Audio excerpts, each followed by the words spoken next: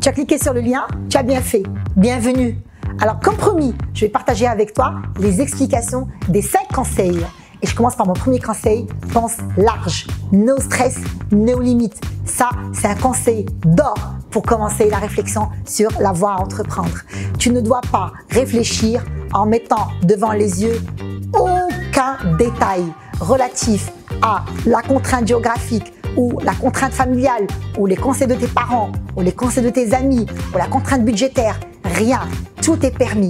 Laisse ton cerveau réfléchir à toutes les opportunités, à toutes les pistes qui se proposent à toi. Mais franchement, ne te mets aucune limite éventuellement et ne stresse pour rien. Laisse éventuellement tes envies aller, t'emmener vers tes rêves. Pense franchement de façon très large et bien évidemment en fait à toutes les possibilités. Tu les mets toutes devant toi, bien sûr, sur une feuille blanche en les écrivant. Mon deuxième conseil, réalise ton bilan personnel. Bon voilà, tu vas prendre une feuille et un crayon et tu vas mettre noir sur blanc tes traits de personnalité. Bien évidemment, tes points forts, ceux que tu pourrais systématiquement intégrer dans la réflexion sur un choix, bien évidemment, fait de filière ou alors, bien sûr, un choix de projet personnel. C'est un peu dans ce sens. Donc, tu vas prendre complètement, en fait, ta feuille et tu mettras dessus. Tu es quelqu'un d'organisé, tu es quelqu'un qui aime les calculs, tu es quelqu'un éventuellement, en fait, qui sait travailler en équipe, tu es quelqu'un qui est bon en anglais et tu mettras tous les atouts que tu as. Ces atouts vont être très utiles parce qu'ils vont t'orienter dans la réflexion par rapport à ta trajectoire. Mon troisième conseil, définis tes envies de secteur ou de métier. Donc là encore, il s'agira de réfléchir sur les secteurs qui t'intéressent et systématiquement les métiers qui t'intéressent. Ben écoute, la réflexion, ça va être très simple. C'est vrai qu'à 17 ans, même à 24 ans, c'est très dur de réfléchir aux métiers qui nous intéressent. Mais je vais comme te partager avec toi une pratique, tout à fait, on va dire, opérationnelle. Donc, tu vas commencer à penser aux produits que tu aimes.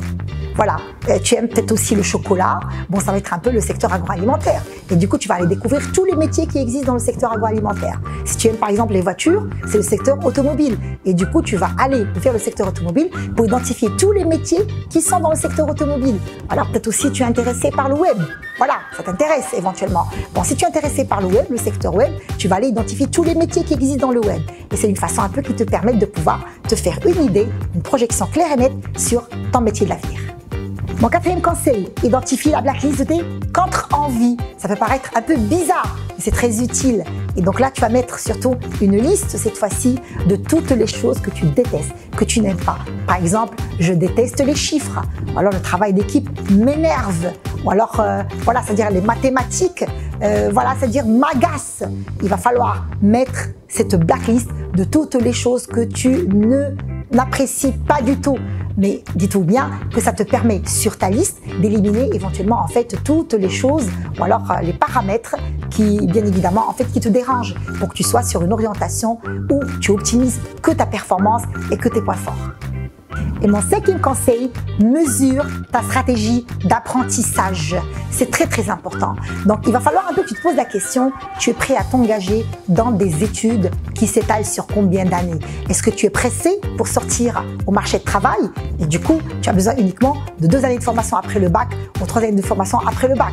Ou alors, tu as envie, bien évidemment, en fait, d'avoir un profil éventuellement beaucoup plus généraliste et beaucoup plus peut-être aussi opérationnel en entreprise. Et du coup, tu es prêt à t'engager dans une formation qui s'étale sur 5 ans, peut-être. Ou alors, tu es beaucoup plus intéressé par une formation en alternance. Il faudrait que tu te poses des questions.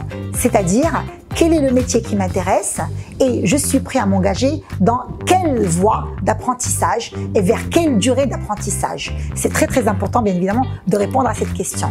Bon, voilà, donc si tu sens que tu as bien évidemment en fait le souffle et que tu es prêt, bien sûr, à te donner tout le temps qu'il faut pour te former, bon, tu choisiras systématiquement une école généraliste où tu auras quand même, tu pourras prendre 3 années de formation de tronc commun pour réfléchir à ta spécialisation. Si ce n'est pas le cas, tu as intérêt rapidement aujourd'hui à bien sûr cerner le métier qui t'intéresse et surtout cerner la durée qui est le plus en alignement avec bien sûr tes ressources personnelles, tes envies, mais également tes objectifs. J'arrive à la fin de cette vidéo, je te souhaite d'être heureux dans tes choix et je te souhaite bon courage.